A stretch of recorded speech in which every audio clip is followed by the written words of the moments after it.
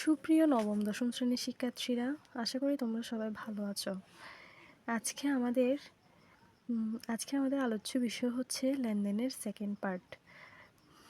লেনদেন শুরু করার আগে প্রথমে আমরা লেনদেনের বৈশিষ্ট্য নিয়ে আলোচনা করব।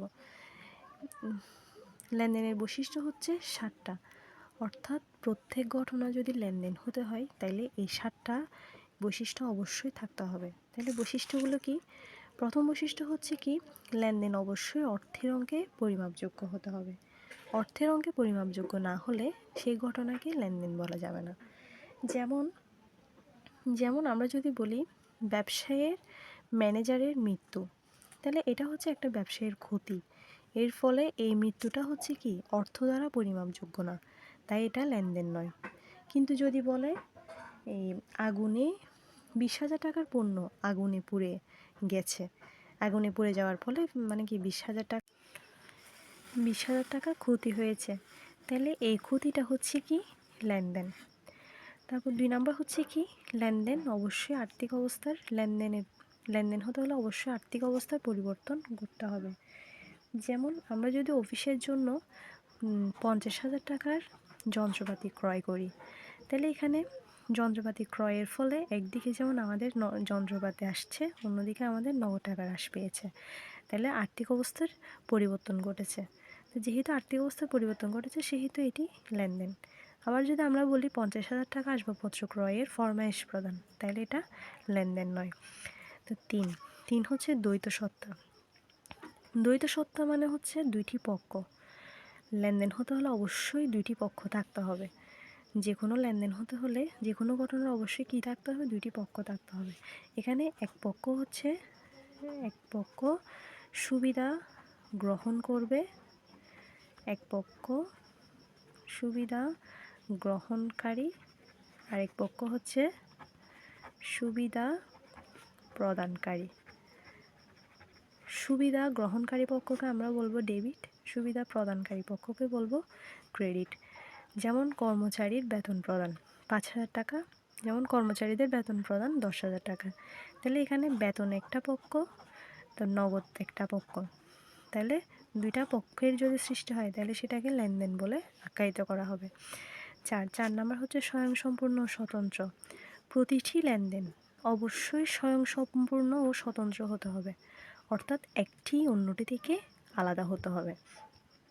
যেমন আমরা যদি বলি 10,000 টাকার পণ্য 10,000 টাকার পণ্য ক্রয় করে 10,000 টাকার পণ্য ক্রয় করে 4 দিন পর টাকা প্রদান। 10,000 টাকার পণ্য ক্রয় করে 4 দিন পর টাকা প্রদান, মানে আমরা 10,000 টাকার পণ্য কিনছি কিন্তু এখনও টাকা দিইনি, সেই টাকাটা দিব যে আমরা 4 দিন পর। তাহলে এখানে 10,000 টাকার পণ্য ক্রয় মানে ধারের লেনদেন হচ্ছে একটা লেনদেন, তারপর হচ্ছে 4 দিন পর আমরা যে টাকাটা দিব ওটা হচ্ছে আরেকটি লেনদেন। তাহলে এখানে একটা লেনদেন আরেকটা লেনদেন থেকে সম্পূর্ণ আলাদা। তারপর 5 নম্বর হচ্ছে দৃশ্যমানতা। লেনদেন হতে হলে অবশ্যই দৃশ্যমান ও অদৃশ্যমান উভয় হতে পারে। যেমন প্রতিষ্ঠানের জন্য আসবাবপত্র ক্রয় 10,000 টাকা, এটা হচ্ছে একটা দৃশ্যমান লেনদেন। আবার যদি বলে আসবাবপত্রের অবচয়, তাহলে এটা হচ্ছে একটা অদৃশ্যমান লেনদেন। তো 6 হচ্ছে ঐতিহাসিক ঘটনা। লেনদেন ঐতিহাসিক ঘটনা কি? ঐতিহাসিক ঘটনা মানে হচ্ছে যে সকল ঘটনা পূর্বে ঘটেছে সেগুলো হচ্ছে ঐতিহাসিক ঘটনা। এই ঘটনাগুলোর মাধ্যমে যদি ব্যবসায়ীর আর্থিক অবস্থার পরিবর্তন ঘটে তাহলে সেটা লেনদেন হবে। যেমন অনাদায়ী পাওনা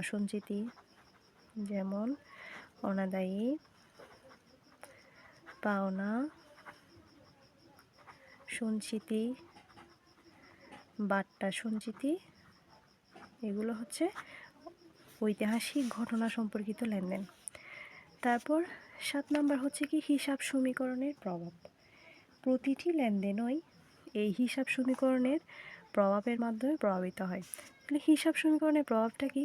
হিসাব সমীকরণের প্রভাব হচ্ছে A = L + OE, এ মানে হচ্ছে অ্যাসেটস, এ মানে হচ্ছে অ্যাসেটস, এল মানে হচ্ছে লায়াবিলিটিস, লায়াবিলিটিস, তারপর ওই মানে হচ্ছে ওনার্স, ওই মানে হচ্ছে ওনার্স ইকুইটি।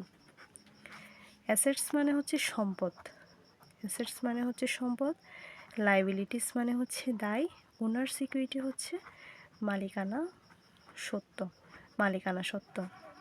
এখন এই সম্পদ কি, দায় কি, মালিকানা সত্ত্ব কি? সম্পদ মানে হচ্ছে,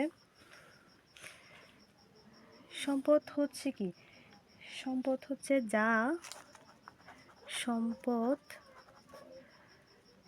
সম্পদ যা মুনাফা অর্জনে, যা মুনাফা অর্জনের কাজে ব্যবহৃত হয়, যা মুনাফা অর্জনের কাজে ব্যবহৃত হয় এবং যা ব্যবসায়ের মালিকানাধীন থাকে, ব্যবসায়ের ব্যবসায়ের মালিকানাধীন থাকে, ব্যবসায়ের মালিকানাধীন থাকে, থাকে। তারপর হচ্ছে দায় কি, দায় হচ্ছে, দায়, দায় হচ্ছে কি মোট সম্পদের উপর, মোট সম্পদের উপর মালিকের, মোট সম্পদের উপর তৃতীয় পক্ষের দাবি হচ্ছে দায়, তৃতীয় পক্ষের দাবি হচ্ছে দায়। তাহলে দায় কি, মোট সম্পদের উপর তৃতীয় পক্ষের দাবি হচ্ছে দায়। তারপর হচ্ছে মালিকানা সত্ত্ব, মালিকানা সত্ত্ব, মালিকানা সত্ত্ব হচ্ছে মোট সম্পদের উপর, মোট সম্পদের উপর মালিকের, মোট সম্পদের উপর মালিকের দাবি, এটা হচ্ছে মালিকানা সত্ত্ব। এখন এই মালিকানা সত্ত্বের, মালিকানা সত্ত্বের উপাদান হচ্ছে চারটা, মালিকানা সত্ত্বের চারটি উপাদান রয়েছে, চারটি উপাদান আছে। এগুলো কি, এগুলো এক নাম্বার হচ্ছে মালিকের বিনিয়োগ, এক নাম্বার হচ্ছে কি মালিকের বিনিয়োগ। তারপর দুই নাম্বার হচ্ছে কি উত্তোলন, মালিকের বিনিয়োগ উত্তোলন। তারপর তিন হচ্ছে কি আয়, আয়। চার নাম্বার হচ্ছে কি ব্যয়। তাহলে মালিকানা সত্ত্বের উপাদান হচ্ছে কয়টি, চারটি।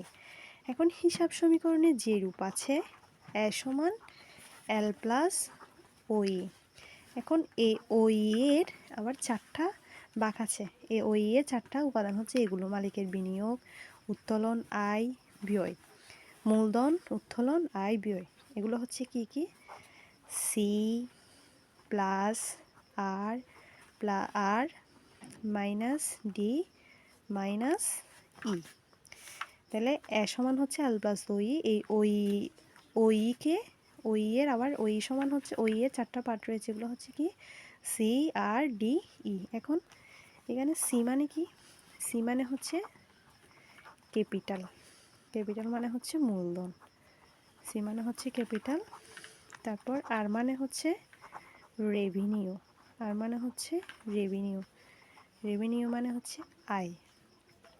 তারপর ডি, ডি মানে হচ্ছে ডি মানে হচ্ছে ড্রয়িংস, ডি মানে হচ্ছে ড্রয়িংস, ড্রয়িংস মানে কি উত্তোলন, ড্রয়িংস মানে কি উত্তোলন। তারপর ই হচ্ছে এক্সপেন্সেস, ই মানে কি এক্সপেন্সেস, এক্সপেন্সেস মানে হচ্ছে কি খরচ বা, খরচ বা ব্যয়। তাহলে এখানে কথা হচ্ছে কি, যদি এখানে তোমার এই মালিকানা সত্ত্বের ক্ষেত্রে মূলধনের সাথে এই আয়গুলো যোগ হয়, তারপর উত্তোলন বিয়োগ হয়, তারপর উত্তোলন এবং খরচগুলো বিয়োগ হয়। এগুলো যোগ বিয়োগ করার পর যেটা আসবে ওটা হচ্ছে কি মালিকানা সত্ত্ব। এখন মালিকানা সত্ত্বের এই উপাদানগুলো কিভাবে মানে পরিবর্তন সাধন করে, যেমন মোট সম্পদ যদি বাড়ে তাহলে মালিকানা সত্ত্ব বাড়বে, যে মোট সম্পদ কমলে মোট দায় বা মালিকানা সত্ত্ব কমবে।